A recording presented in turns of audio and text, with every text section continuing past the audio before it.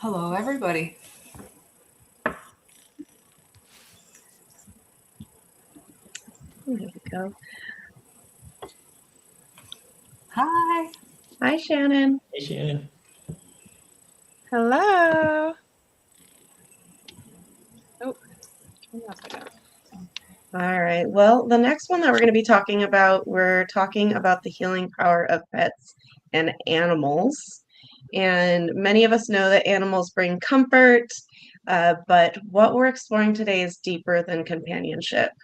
Animals have a unique ability to create a sense of safety, regulate our nervous system, and meet us without judgment. They don't care about our productivity and they don't evaluate our bodies. They just respond with presence. So I'm really excited to talk about this topic today. And I am honored to be joined here by Shannon Kopp, the founder of SoulPaws Recovery Project. And do you want to take a moment to introduce yourself? Sure. Hi, everyone. I'm so honored to be here today. Thank you so much for having me. My name is Shannon Kopp. Pronouns are she, her, and I'm the founder and CEO of SoulPaws Recovery Project. Awesome. Thank you so much. And my name is Caitlin Van Hofwegen. I am the social media manager for SoulPaws, and I also do the marketing and communications for ANID. So kind of got both sides here. And we're hopefully going to be joined by Mac, who is also a board director for SoulPaws, but she's having a little bit of issues with her internet right now. So we can start the conversation and hopefully she gets in here soon. But Shannon, I wanted to ask you about your own experience. You have experienced firsthand how animals can support healing. So can you help kind of share some of how pets have been part of your recovery and your healing? Yes, definitely. And thank you so much to Anad for hosting this conversation about the healing power of animals. I grew up loving animals, wanted to be Jane Goodall, had a dog of my own, but had actually never been in an animal shelter and thought, as many people do, that maybe that would be too sad or too hard for me. But the reality is, I will always be in animal shelters for the rest of my life. I've been involved in them for 20 years and they've absolutely saved my life.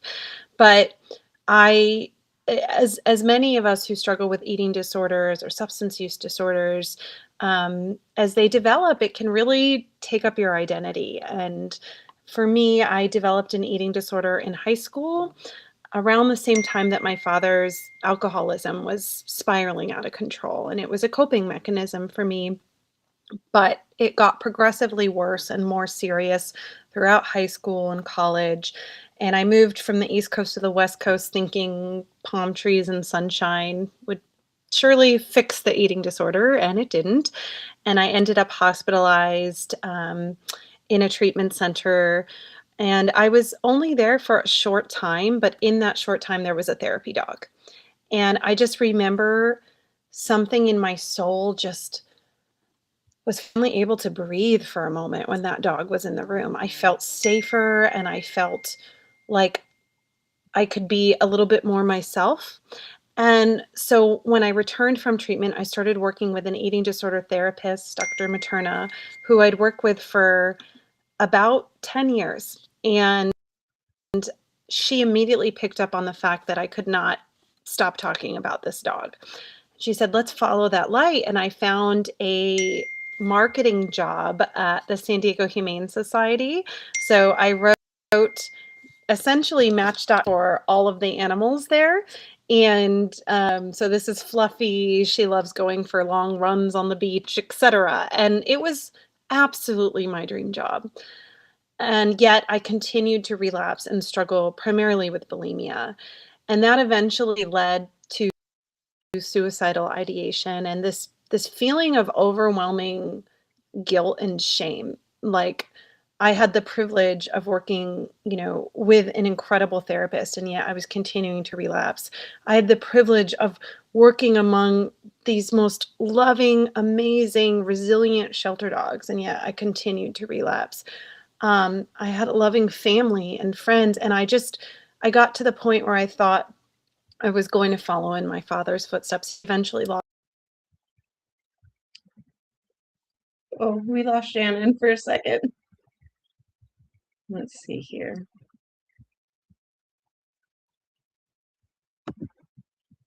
There you are. You left There, for just a second. okay. So I was sharing that I really thought that I gave up hope essentially. And I was experiencing a lot of suicidal ideation one morning, and I went into a kennel with a dog named Buster. And that dog was a shepherd mix. He was only 4 and he had this goofy shepherd grin, and he was full of energy, but he couldn't really walk. He had come in through our humane investigations department and had been after being chained to a pole for 4 years. And so I went into the kennel with him, and he was laying down, and the room was covered in blankets because he often fell when trying to stand. And I started experiencing a lot of suicidal ideation. And eventually, I started crying and thinking, I need to end my life. I can't continue doing this. And in that moment, Buster started to struggle to his feet, and he was able to stand up, and he pressed his nose right into the center of my chest. And I leaned over this dog, and within a period of just a few minutes of this connection with a loving animal being that wasn't going to tell me what to do or to feel better or to not give up, just was with me in a really dark moment, I found clarity, and I realized I don't want my life to end. I want this eating disorder to end. And I'm ready now to do things I wasn't ready to do before. And I actually left work that day. And that was really the beginning of my eating disorder recovery journey. And I um, recovered from bulimia 16 years ago. And I attribute it to that moment with this incredible shelter dog who was eventually adopted by a family that could really care for his special needs. I wasn't in that place in my life. And then I soon adopted Bella, who was my emotional support animal for 15 years. And I can't imagine surviving without them. And or surviving without the work that I do in animal shelters today and with SoulPaws. Wow, thank you so much for sharing. That was such a touching story. And I'm sure a lot of people can resonate with a lot of those feelings. Um, I'm curious, what is it specifically about animals that they could offer you that people just couldn't at that time? Hmm. Yes, this has been something we've been researching at SoulPaws actually, and are continuing to want to invest research in because we have not a lot of research on animal assisted interventions and eating disorders. Actually, our board chair at SoulPaws, Dr. Patricia Flaherty Fichette, she's the only person in the country that studied the impact of animal assisted interventions on eating disorder patients. And what those patients say is one quote from her study is, "It's like Neosporin on the wound. It's just healing it." There's this almost like wordless magic to the depth of the human animal bond that I think we're always going to struggle to find words for. But we do know that immediately animals are an incredible tool for emotional regulation. They're incredible co-regulators, so that in just watching a fish swim in a tank or petting an animal, we experience physical reduction of stress symptoms. And that's really important because when I look back on my experience with Buster, what I what I see is that I was experiencing soul pause, which we can get into in a minute, before I even had words for it. And the first step of soul pause is really emotional regulation. So that's profoundly important. But then the next step to moving up the brain to a place where we can have clarity and reason and breakthroughs like, oh, wait, I want to stay in this world, but I don't want this eating disorder and I need to get more help. To get to that place of reasoning and problem solving, it can be really difficult if you feel isolated and alone. And in the middle part of our brain, if we can feel a sense of true connection and trust, not like BS connection, hi, how are you? Fine. But I am seen by this being and I see this being, and there's this pure trust between us. That gets us to the part of our brain where we can really do the work of recovery. And so I think animals can do that on their own. And I think when there is an animal in a treatment setting, it can really serve as a bridge to connection with the treatment providers. And as we know, there's so much shame and stigma around eating disorders. So to move past that shame and stigma, animals can be an incredible tool. And a lot of people report in SoulPaws healing circles feeling the walls come down or the ability to be more vulnerable with humans. So animals can really help us do that. And those are just two of many reasons I think they can be vital, game-changing, life-changing tools in healing, honestly, from any mental health challenge. Yeah, I really like what you said about how they can help us be seen or feel seen, because as I mentioned in the beginning, they come to us without any kind of judgment. They come to us with just love and compassion, and we feel that without any of the external judgment that we feel a lot from people, even without saying a word. And so having animals that kind of connect to us on a whole different level is so fascinating. Yeah, it really is. And I know you've experienced it too. You're a big animal lover, Oh, so yes. that's been a part of your story too. Yes, and not only have I experienced it myself, but just like you, I've worked with animals for a long time, and it's really interesting how they just seem to know. They know what to do in the right moment. They know how to help us. I used to work with service dogs specifically for PTSD, and we trained them. We did all these things and taught them how to do things in specific instances, but it was the ones that we didn't teach them the situations that they knew how to still do it. We would have people tell us that on the very first night the dog was waking them up from a nightmare, and that's not something we taught them. They just knew. And so it's really interesting how these animals just know how to comfort us, and the science behind it, like you said, it's not just an emotional thing, it's also a psychological connection as well. How is Yeah. this different from simply just having a pet at home? How is SoulPaws different? Yeah. Yeah. Yeah. Well, I think, how SoulPaws started is I live in San Diego and I've volunteered at the San Diego Humane Society and other animal shelters. And they just have an incredible therapy animal program and canine ambassador program. And I knew there were a lot of eating disorder treatment centers out here. And the decision to go to treatment takes so much courage, and part of that courage is leaving behind familiarity and comfort and your animals. So I thought, why don't we start a support group? This was about 10 years ago, where it's clinician led, but therapy animals are present. And as we started doing that, we came up with a format that really, to be honest, wasn't based in any research or science. It's just what kind of felt right. And I almost feel like the animals sort of guided us in it, like what you said. It just we started this flow of an hour-long support group, and it was free to the community. And we had patients from treatment centers come, but also community members, anyone of all genders, ages, races, who was struggling with food and body image challenges. And after a while, who I mentioned earlier, Dr. Patricia Flaherty-Fichette, she contacted me because she was researching eating disorders and animal-assisted interventions. And she said, I love what you're doing.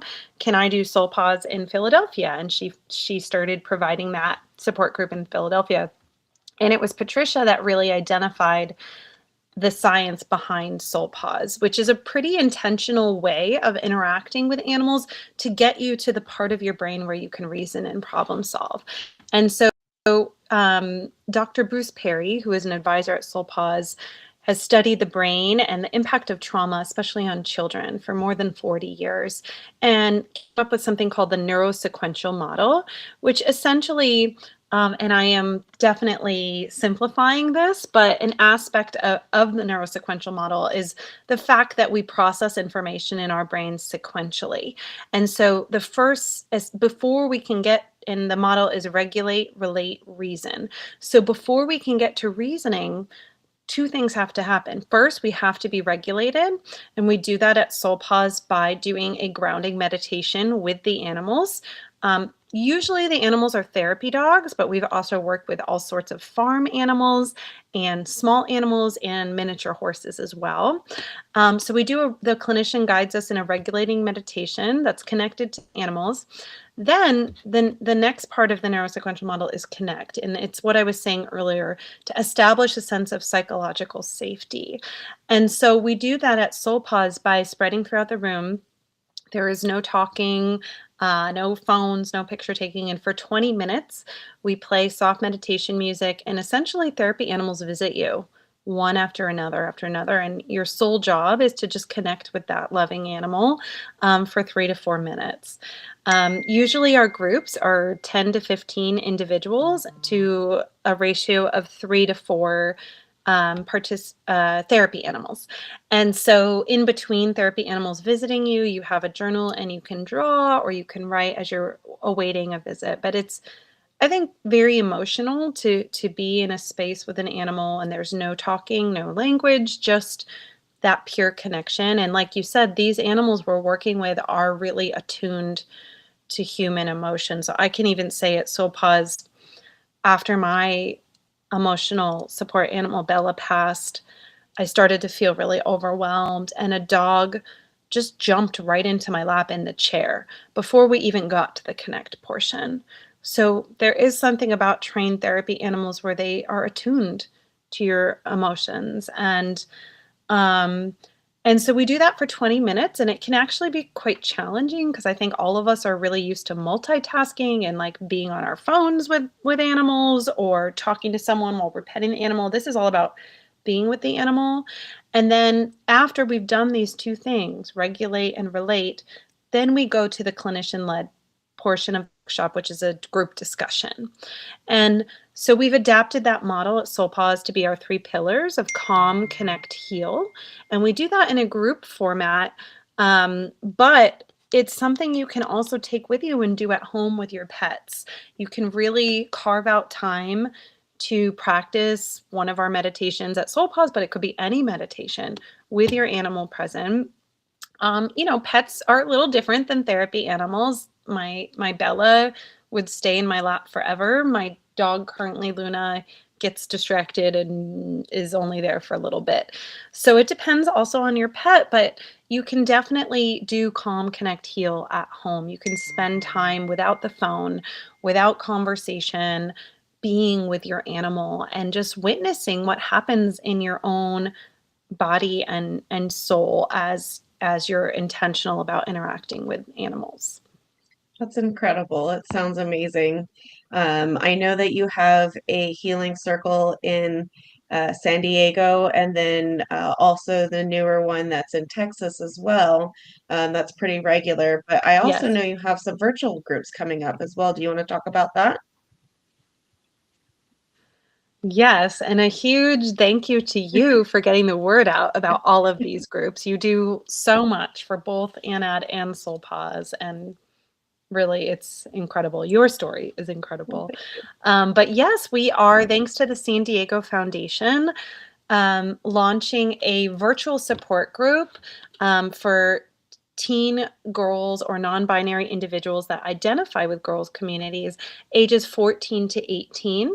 And you can tune in from home with your pets, and it is clinician led and broadcast from a senior dog sanctuary, which is Frosted Faces Foundation. And so you'll move through the 3 pillars of SoulPaws, calm, connect, heal, right from the comfort of your own home, but you'll also get to see on screen these incredible, resilient senior animals that have been rescued from horrific circumstances, truly, and are living out their best life at the sanctuary. A lot of them are dressed in bow ties and sunflowers, and they have wheelchairs, and they are amazing. And it's amazing to watch. Some, not all, some do take quite a while to adjust to their new freedom. Um, and they're timid and nervous. Others just step into that sanctuary and they're like, I am home. This is where I belong. And they really um, enjoy every minute of it. And so you don't have to have a pet to tune in, because you will be interacting on screen with these incredible rescue dogs. So it's open to anyone around the globe, ages 14 to 18. Girls or non-binary individuals identifying with girls communities, and we really are thrilled. I know, I constantly think about if a resource like this, it's completely free, existed for me, how that might have changed my journey. If animals had come into the picture sooner, I really believe my journey would have been different. They were the missing piece for me, and I know that's not the case for everybody. We all have to find what works for our recovery. But for me, nothing seemed to be effective until, and even my treatment provider said that. They said, you show up so differently when you have Bella. And it was true. She made me feel so much safer to share what was really going on. And so I'm so excited about this group, because I know it's exactly what I needed when I was younger. Yeah, I wish I had something like that too. And like you said, it's different. I kind of always worked around animals, and just like you have a similar story where I was around animals and you think that would help, but it's just a different situation when you have the right setting and also the right animal there with you as well. So I'm excited about this group Yeah. too, and the opportunity that you're providing for girls, especially in those younger teen ages as well. Now, I also am curious, I'm really, if someone is listening and they're struggling right now, what would you want them to know about healing? yeah. I think the first thing is, this is not, don't blame yourself. You didn't choose the eating disorder. Eating disorders are complex mental health challenges that are rooted in genetics and biopsychosocial factors, and often develop as a way to cope with trauma. And so I think, shame and blame is one reason I stayed away from help for so long. And then also the misconceptions about who gets an eating disorder, right? I was not clinically underweight. And so I thought, even though only 6% of the 30 million Americans living with diagnosed eating disorders are, I didn't see myself in what Us Weekly said was an eating disorder. Don't listen to Us Weekly or any of the societal media BS. Please don't. Listen to yourself, and listen to the people who love you and care for you. And you, in my opinion, you cannot heal from a mental health challenge as serious as an eating disorder alone. And so for me, what really helped were free support groups. I attended Anna's support groups as sort of a way of dipping my toe in the water. I was so terrified of getting treatment, despite being recommended for me so often. And so going to one of Anad's free support groups, or SoulPaws support group, is a way to start to be like, okay, I'm not the only person that feels or thinks or experiences this. Even though your experience is completely unique, I'm not alone, and this is not my fault. And finding support, however it looks, accessing support groups for me was vital before treatment and after. And I would bring Bella to Anad support groups. And I think also, exploring your relationship with your pet, or even if you're not in a place, where you can take care of a pet, if a neighbor has a pet, or if there is a humane society nearby. Again, it's not for everyone, but for me, animals were the missing piece in my recovery. And so kind of finding out, what is it for you that motivates you, that makes you feel safe, that makes you feel seen, that makes you feel alive? What is that? And pursue that as hard as you can, because that is going to be the thing in those really tough moments when the familiarity and the illusion of comfort the eating disorder is giving you is calling to you, you can turn to that, right? And for me, it was my dog, Bella. And so finding that and then not doing it alone, I think are the two most important things. Yes. Yeah, I think asking for help and as you said, recognizing that you need help in the first place is hard because of what society puts the standards and the stereotypes on eating disorders and thinking that you know, are you sick enough to need the help? And so I think that first Right. recognition that you do need help and then asking for help, it's so hard. So I love that ANAD and SoulPaws both have these groups that are free and accessible to people to be able to, like you said, kind of dip your toe in the water and be able to experience what it feels like to be loved and seen and understood and have support with people who may have some things in common with you and be able to feel what you feel. I know that was something that really made a difference for me as well.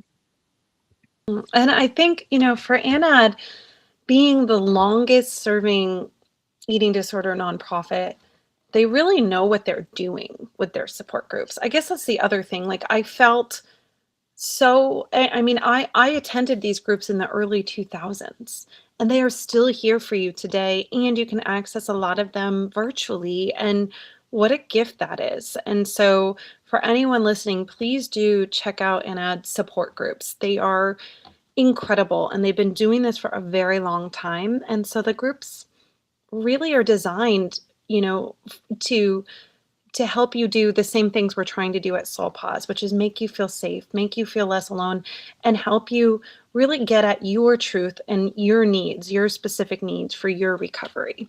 So definitely check them out. Thank you for throwing that in there. Yeah, I think that having that groups that are not only accessible, but also they're led by people who have had that lived experience and people Yeah. who know and understand and have been where you've been, I think is so meaningful. Another thing I didn't want to skip over that I really appreciate you putting out there is that there are pets at shelters that need love too, and if you don't have a pet at home, or even if you do have a pet at home, there are local shelters everywhere. And so they all need the love and care that they deserve. And so being able to go and spend some time with them too can be, you know, a win-win situation, help you feel better and helps them feel better as well. So I love that you threw that in there as well.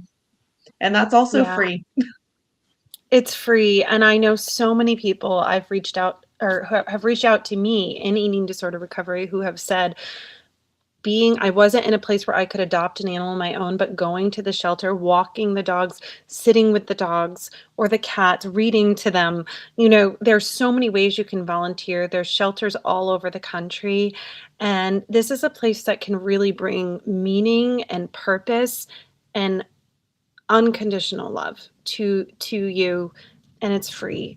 And it's not, I'm not going to sugarcoat it. It can be challenging at times, but what I've found is my life is 10 billion times, and this is not an exaggeration. There isn't a big enough number for me to say better because of my work in animal shelters. I have never, I never imagined I could feel as fulfilled and loved as I do when I walk out of the shelter after having spent time with dogs in need of homes. So it's a huge recovery tool, and I know I am one of many, many people that utilize that. Yes, Yeah, thanks for definitely. saying that. Same here. Yes. Well, thank you. We're kind of at the end of our conversation here. It was really nice to be able to chat with you and talk about something that I know both of us are extremely passionate about. And I hope that everyone listening was able to get as much out of it as we did. And I want to thank everybody for joining us and hopefully the pets that might be sitting beside them as well. And you'll be seeing more of us around. And again, thank you so much, Shannon. And I hope that you have a great rest of your day. You too. Thank you so much. And thanks to Anad for putting this on. Happy Eating Disorders